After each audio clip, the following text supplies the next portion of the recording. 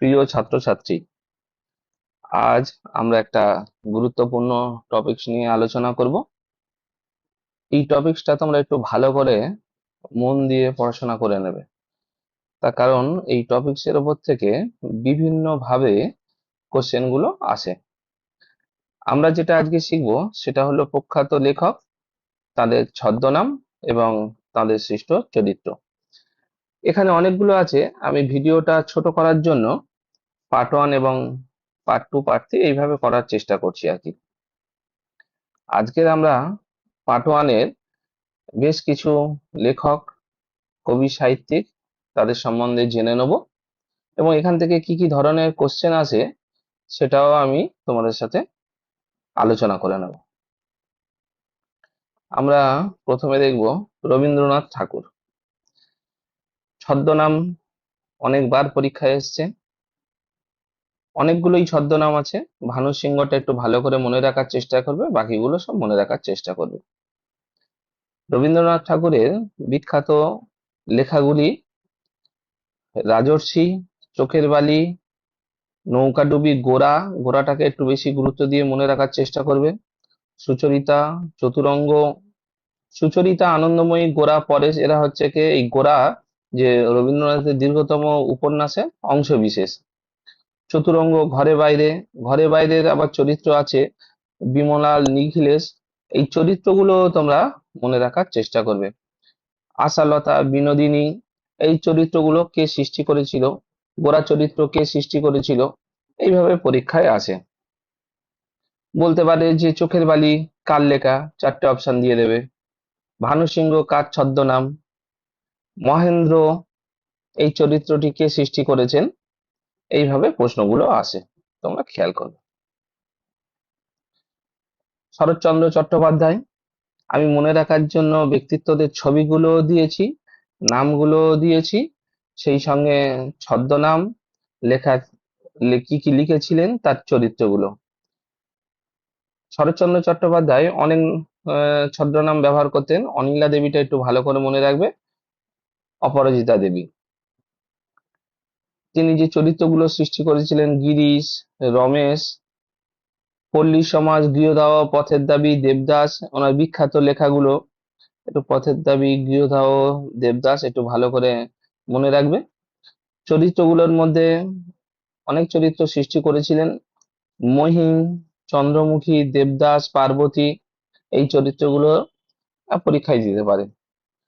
তিনি 1913 সালে তার প্রথম উপন্যাস ছিল বরদিদি।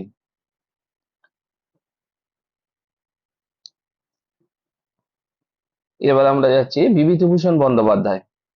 বিভূতিভূষণ বন্দ্যোপাধ্যায়ের পথের পাঁচালীটা ভালো করে মনে রাখবে। চরিত্র অপু দুর্গা, তিনি কচ্ছিৎ পৌড় নামে ছদ্মনাম ব্যবহার করতেন, করে তার লেখা চালাতেন। আরণ্যকটা ভালো করে মনে রাখবে, পরীক্ষায় এসেছিল। আরণ্যক কে লিখেছিলেন, বিভূতিভূষণ বন্দ্যোপাধ্যায়। এছাড়া আরো তার লেখা পথের পাঁচালী, চাঁদের পাহাড়, আদর্শ হিন্দু হোটেল, আদর্শ হিন্দু হোটেলটা পরীক্ষায় এসেছিল, একটু ভালো করে মনে রাখবে। অশনি সংকেত, এগুলো পরীক্ষায়, বিভিন্ন পরীক্ষায় দেখা গেছে। ত্রৈলোক্যনাথ মুখোপাধ্যায়, ত্রৈলোক্যনাথ মুখোপাধ্যায়ের বিখ্যাত সৃষ্ট চরিত্র ডমরু, ডমরুটা পরীক্ষায় এসেছিল, পিএসসির বিভিন্ন পরীক্ষায় দেখা গেছে যে ডমরু চরিত্রটি কে লিখেছেন বা কে সৃষ্টি করেছেন, ত্রৈলোক্যনাথ মুখোপাধ্যায়। এছাড়া উনি কঙ্কাবতী, ডমরু চরিত, ফোগলা দিগম্বর, এগুলো ওনার বিখ্যাত লেখক লেখা, আর এই লেখার ভেতরে এই চরিত্রগুলো আছে। দীনবন্ধু মিত্র, কস্যচিৎ পথিকস্য ছদ্মনাম ব্যবহার করে তিনি লিখেছিলেন। আর নীল দর্পণ নাটকটা যখন 1860 সালে প্রকাশিত হয়, তিনি এই ছদ্মনামটা ব্যবহার করেছিলেন এবং সেটা ঢাকা থেকে প্রথম প্রকাশ পায়। তার প্রসিদ্ধ রচনা হচ্ছে নীল দর্পণ, সধবার একাদশী। নীল দর্পণটা একটু মনে রাখার ভালো করে চেষ্টা করবে। তোরা, বিন্দু মাধব, নবীন মাধব, তার চরিত্র সৃষ্টি। রাজশেখর বসু, ছদ্মনামটা ভালো করে মনে রাখবে, পরশুরাম রাজশেখর বসু, এটা অনেক পরীক্ষাতে এসছে।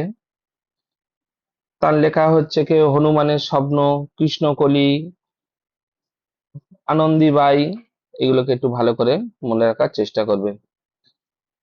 চাটুর্যে মশাই, তার যে চরিত্রগুলোকে তিনি সৃষ্টি করেছেন, চাটুর্যে মশাই, জটাধর বক্সী, বিরিঞ্চি বাবা, এইগুলো তার লেখনীর মধ্যে থেকে এই চরিত্রগুলো বেরিয়ে এসেছে।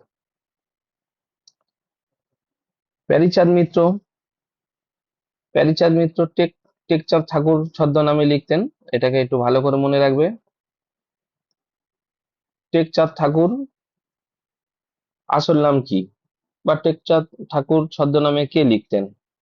ওনার বিখ্যাত লেখা আলালের ঘরে দুলাল, একটু ভালো করে মনে রাখার চেষ্টা করবে। আর শিষ্ট চরিত্র তো আছে ঠক চাচা। কিশোর কবি সুকান্ত ভট্টাচার্য, আমরা সকলেই জানি তার চরিত্র রানার, এবং তিনি ছাড়পত্র লিখেছিলেন, প্রথম কাব্যগ্রন্থ, ভালো করে মনে রাখার চেষ্টা করবে। উপেন্দ্র কিশোর রায়চৌধুরী, গুপি গায়েন, বাঘা বায়েন, টুনটুনির গল্প, আমরা ছোটবেলায় পড়েছি টুনটুনির গল্প, উপেন্দ্র কিশোর রায়চৌধুরীর লেখা। বিমল মিত্রের কড়ি দিয়ে কিনলাম, সাহেব বিবি গোলাম, এগুলো বিভিন্ন পরীক্ষায় ঘুরে ফিরে এসেছে, একটু খেয়াল করার চেষ্টা করবে, মনে রাখার চেষ্টা করবে। শক্তিপদ রাজগুরু, তিনি পঞ্চমুখ ছদ্মনামে লিখতেন। পল্লা, তিনি যে চরিত্রটা সৃষ্টি করেছিলেন, পল্লা, এই মেঘে ঢাকা তার মূল কাহিনী, যেটা মেঘে ঢাকা তারা অবলম্বন করে ঋত্বিক ঘটক মেঘে ঢাকা তারা চলচ্চিত্র করেছিলেন আর কি, তো বিখ্যাত চলচ্চিত্র। সৈয়দ মুস্তাফা সিরাজ, ইবলিশ ছদ্মনামে তিনি লিখতেন, ইবলিশ ছদ্মনামে তিনি লিখতেন। কর্নেল, তার চরিত্র হলো কর্নেল। কর্নেল নীলাদ্রি সরকার, তার গল্পের নাম ছিল, তার রচনাগুলোর মধ্যে তারা অশরীরী, অমর্ত্য প্রেম কথা, তৃণভূমি, এগুলোকে মনে রাখার চেষ্টা করবে। প্রেমেন্দ্র মিত্র, কৃত্তিবাস ভদ্র, এই ঘনাদা, পরীক্ষায় অনেকবার এসছে। ঘনাদা চরিত্রটি কে সৃষ্টি করেছেন? প্রেমেন্দ্র মিত্র।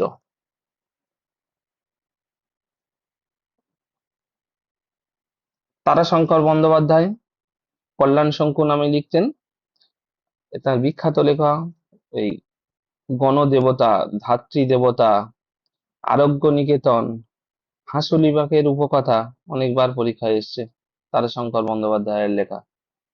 তিনি গণদেবতার জন্য জ্ঞানপীঠ পেয়েছিলেন 1966-তে।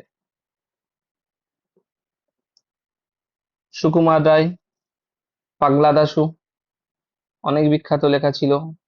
তার মধ্যে আবোল তাবোল, হজ হযবরল, আবোল তাবোল, পাগলা দাশু, বহুরূপী, তার বিখ্যাত নাটক।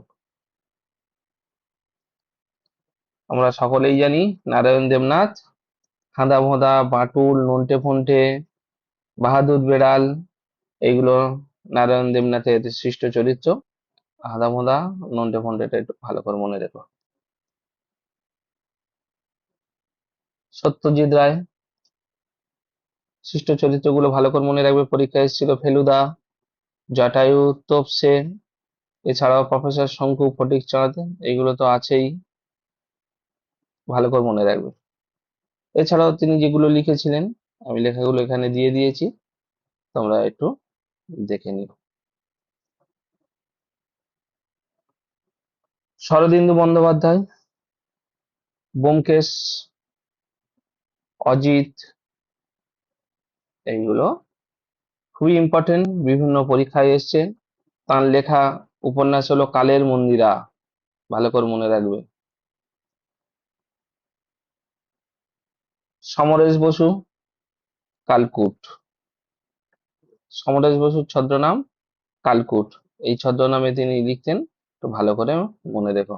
এছাড়া তিনি যেগুলো লিখেছিলেন, বীবর, প্রজাপতি, দেখি নাই ফিরে, সওদাগর, কোথায় পাবো তারে, এইগুলোকে একটু ভালো করে খেয়াল করবে। ।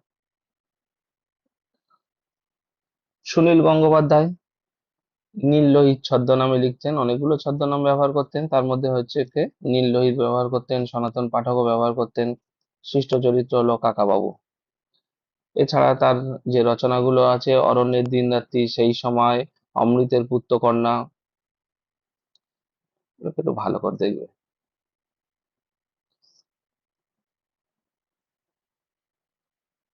বুদ্ধদেব গুহ, ঋজুদা, বুদ্ধদেব গুহ, ঋজুদা, তিনি যে রচনাগুলো করেছিলেন এইগুলোকে একটু ভালো করে পড়ে নেবে, বিভিন্ন পরীক্ষায় ঘুরিয়ে ফিরে আসবে। কালিদাস, আমরা সকলেই জানি, শকুন্তলা চরিত্রটা সৃষ্টি করেছেন। ওনার বিখ্যাত লেখাগুলো অভিজ্ঞান শকুন্তলম, কুমার সম্ভবম মেঘদূতম, ঋতু সংজ্ঞা রঘুবংশম, এই সবকটাই খুবই ইম্পর্টেন্ট, ভালো করে দেখে নিন। সমরেশ মজুমদার, দীপাবলি, সত্যমেব জয়তে, আকাশ না পাতাল, 13 পার্বণ, এইগুলো হচ্ছে কি সমরেশ মজুমদারের বিভিন্ন লেখা, আর তার সৃষ্ট চরিত্র হলো দীপাবলি, দেখে রাখবে।